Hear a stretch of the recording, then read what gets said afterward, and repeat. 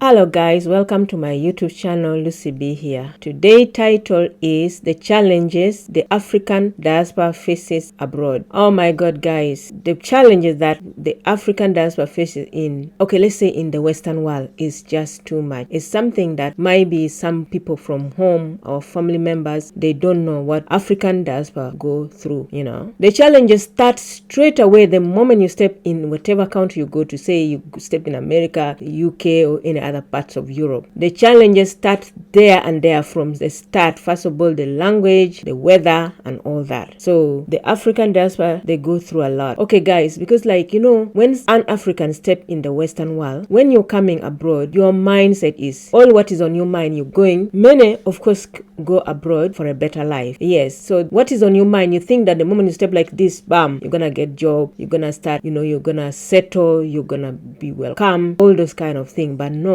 is the opposite. The moment you step like this, first of all, you're faced with a lot of questions. You are not allowed to work, you are not allowed to study, you are not allowed to do many things, and then you have to first wait until you're settled and to wait for your status. It's called status. If you're lucky, it will take 1 year, but if you're unlucky, in many cases, even refugee status, it's normally from 7-5, average, let's say from 4 to 30. Yes, let me tell you, some even stay 30 years, even 40 years, or even 40 something years. They will not give you. Imagine you wasted all that years. They will not give you. Yeah. So guys, the challenges that the African diaspora faces is just too much. Yeah. So maybe you start by status. Sometimes you apply for this status, they will keep rejecting you. They will keep refusing. You apply like this, within 1-2 weeks they have refused. And once they refuse, they tell you, we give you only 1 to 2 days or even 7 days to leave our country. Imagine guys, someone who has left, you've left your country, your home country. Many people who come here, maybe they've sold their land, they've sold their property, they have borrowed money and all that, and now here you think you're coming to work straight away. No, and then you apply for their status that they say you first have to have the status. They are rejecting you, and now they're telling you, they're threatening you to that you have to go back to your country. Just imagine that situation. The person here, they will be mentally tortured, they will be mentally affected, because here is not allowed to stay, also is facing deportation, and back home the family will start to expect, maybe if they borrow money, they'll start to expect him to start repaying the money. Maybe the people they borrow for now, even they want their money, they start coming, they need their money, because they believe the moment you step in Europe like this, bam, you're gonna start working, or there's money everywhere. But that's not the case. So during that time, this person will suffer so much mentally.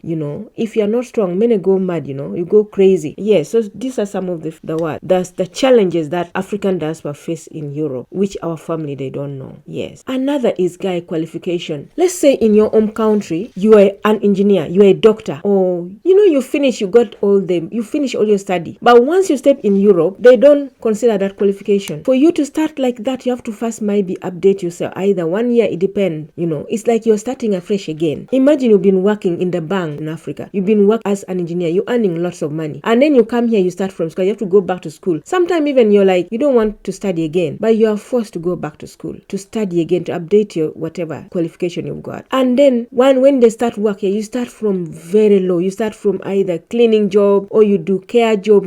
Care job, like for me, I like care. I like caring, which is okay with me. But many African people, my African people, I know they don't like care job, because they don't like to to go and maybe clean someone, change their pads, look after them, clean, do for them everything. Not many people, especially the men, African men, they will not like that. But you are forced to do that. You are forced to clean. Be it you're a minister, once you come here, you're gonna start from there. You're not gonna come here and say, oh, I'm a minister, I'll get a ministerial job. No, I don't know about the president. I'm thinking the same. Yes, the challenges the African diaspora they face here. So hello guys, welcome to my YouTube channel, Lucy B here. Guys, if you're first time, you are welcome, and if you've been supporting me always, guys, thank you so much. I really appreciate your support, and I'm really proud for you to be in my channel. Thank you so much, and may God bless you for that. Yes, so if you're new here, then you haven't subscribed, please subscribe. Also like, guys, even though if you already subscribed or anything, like, share, guys, because this will maybe be an eye-opener to some of our family members in Africa, because sometimes they put too much pressure on us. They don't know what we go through here, and sometimes all this pressure that the diaspora are going through, they don't tell their family, because first of all, they don't want to disappoint them, and others also, maybe when you are leaving, you were feeling big, you were being boastful, you were all your cousin, and everybody's admiring you, you're going abroad. Because, you know, in Africa, they believe abroad there's work, there's money. So everybody has been admiring you. And then for you to come here and start, you know, telling them, oh, things are like this. No, you just hide that. You pretend. People take fake pictures showing you, pretending to be happy. What they are not. Especially when they've just come, they are not. They are going through a lot. They are suffering. In fact, some even like, I remember one of my friends, she was really going through a lot. I said, does your mom know? Does your parent know? Does your sister know? They say no. I say, why? Why don't you tell them? Because the family were like always all the time pestering her, asking her to send money, what. But she will not tell them. I say, you need to tell, because she was going through domestic violence here. The husband was really torturing her. But the family didn't know that. So she says she could not tell because first of all, the mother's got high blood pressure. And she doesn't trust any of her sister. They might tell her. So you imagine that. She is suffering here. She's pretending, living a fake life to her family. The family thinks she's okay. But when she's here, suffering. So what African diaspora go through is just a lot. Education. When you come here, you come as an African. Unless if you come through studies, that's a different thing. But if you come like, you just come like to settle, or you come and you claim asylum, when you first come, you're not allowed to study because you don't have access to public funds. So you're not allowed to study. If you are to study, they ask you to pay the international fee, which are very expensive. So those are the challenges they go through. Another challenges African diaspora faces is discrimination and racism. African diaspora experience discrimination and racism in many aspects, in many places like housing, when it comes to employment, when it comes to education, and many others, you know. And this, whether you're what, most of African diaspora, they experience this, which is very sad, guys. Economic challenges, guys. African diaspora, they faces a lot of economic challenges, like, you know, like unemployment is just very high, lower wages, and unlimited access to economic opportunities than like when you compare to the rest of the others. So they face a lot. Unemployment, the rate is so high because when you go for job, chances is like very low that you will be picked. Cultural adjustment, this one also African diaspora, they face this a lot because it's so hard, because you're gonna find a lot of different cultures and it's hard to adjust. And even like language barrier is sometimes hard for one to understand the languages. And then sometimes even the accent, when you just come for the first time, you find that the way they speak so fast, sometimes you feel like they swallow the words. And then others, maybe they don't know English. It's so hard to communicate, and you might also not know English, and you're meeting so many people of different culture. It's really hard to adjust. Loneliness or a social isolation, you become so lonely that because maybe it's hard to connect with others. And also to make it worse, like, you know, like the family that we have at home, they make it even worse because like sometimes the family back home, they only want to talk to you when they know you're gonna send money. And if you talk to them, try to tell them that you're going through problem, they don't want to hear, you know. So here you have nobody to talk to. It's difficult to join other community, to, you know, or to have your own community. It's so difficult because people are scattered everywhere, and the people back home make it worse. So those are some of the challenges the African diaspora go through. Okay guys, have you liked, have you subscribed, have you share? Please guys, if you haven't liked, why wouldn't you like? Please, you know, when you like, if I post other video next time, you will see it again. And also if you share, this is gonna help open our eyes for our family back home, and it will also help maybe within here they will start to understand what we are going through, and maybe we can get a solution. Okay guys, share, please like. Thank you already. So guys, those are some of the few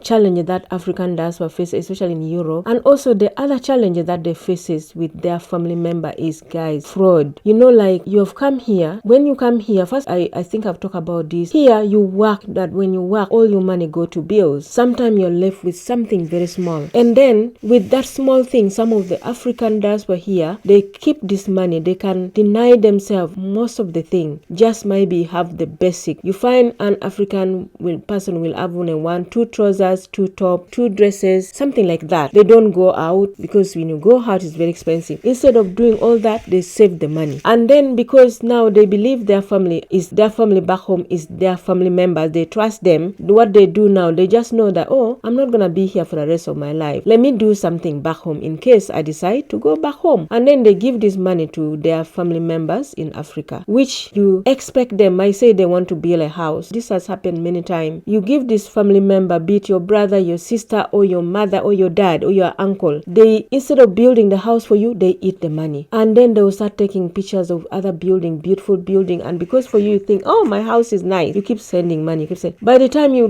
go to see the house, there's no house. And these are your real fresh blood. These are your brothers and sisters, or your real mother, for instance. They eat this money. That's another problem that we get in the African diaspora. They faces their family members defraud them. If maybe they bought land, they will sell your land because you're not there. Anything, maybe you've started a business, they will just use all the money, tax you or anything, they just do that. So those are another problem that African diaspora, because the family, they don't know what they go through here. They don't know what African diaspora. For them, they believe that, oh, these people are okay, they have money, let's eat their money, they still have money. That is the money they've saved for their entire life, and you just do that. But really, I even wonder, because like, for example, if I were abroad, if I were in Africa and my brother or sister was abroad, guys, first of all, I would miss them so much. I would want to call them, talk to them all the time. But this is not what our brothers in Africa do. They don't want to talk. If they know that you're going to talk about your problem, they don't want to hear. But once you mention the name money, oh, I'm planning to send money, yeah, there they will talk. Even they talk the whole day. They will talk. They even have no shame. And even if you say like, the moment you call them or they call you, and the moment you start complaining, you can just hear the way their tune will just change. They think that you don't notice that. Yeah, their tune will change, and then before you know, say, oh no, I've got to go, and before you know, the phone is off. But once they know you're gonna send money, oh my God, they will be so excited. They will talk as much as you want. Our brothers and sisters, change African brothers and sisters. You need to change. This is not good. What you're doing to your fellow brothers. Your brothers here, they're going through a lot. Some are they're depressed. I started even hear the word depression in the UK, when I came in the UK, because there's too much going on. They are suffering. They're going through a lot. Please, when you have your brothers abroad, your sister abroad, support them, talk to them, and they are very lonely. Life here in the UK is a very lonely. We don't talk to our neighbors. We stay indoors. When you go out, sometimes you don't even know your neighbors. So please support your family abroad. And then for me, I just want to I want to ask the African leader, all African leader, if you can hear me, I want you to put a law whereby if any of the African diaspora families, brother or whatever, or spouse or whatever, if they eat their money, you need to jail them for life. Put them in jail. Yes. I think this is becoming too much. African leader, that African diaspora, they develop your African economy. You know that, yeah? So you need to support them. You support them. You need to put this rule that if any of African diaspora member embezzle their money or like defraud them or anything, you are gonna go to jail for life. Yeah, I think you need to do that. You need to support us, African leaders. Yes, thank you already. Okay, guys, thank you and have a nice weekend. Love you guys. Please don't forget to subscribe, to like and share. Thank you.